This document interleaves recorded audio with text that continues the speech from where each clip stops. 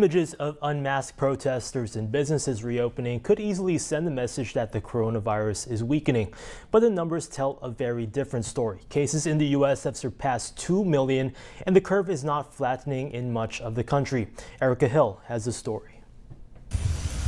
As Americans embrace summer, health experts are focused on disturbing new data trends. Somehow, as a country, we have decided that hundreds of thousands of Americans dying from this virus is okay.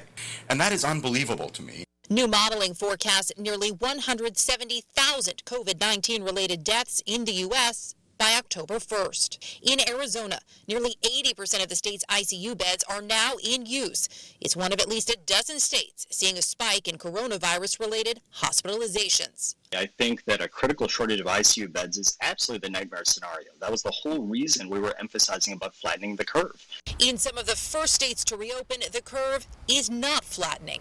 Florida is still posting more than 1,000 new cases a day. In South Carolina, daily counts have been rising over the past 2 weeks. I am more concerned about COVID-19 in South Carolina than I have ever been before. Much of the West and South also reporting an uptick. I want COVID-19 to be over, but the data suggests otherwise. Nashville now delaying its next phase of reopening in response to a rise in new cases, one of the first big cities to change course. While in Iowa, the iconic state fair has been postponed for the first time since World War II. No butter cows and no campaigning.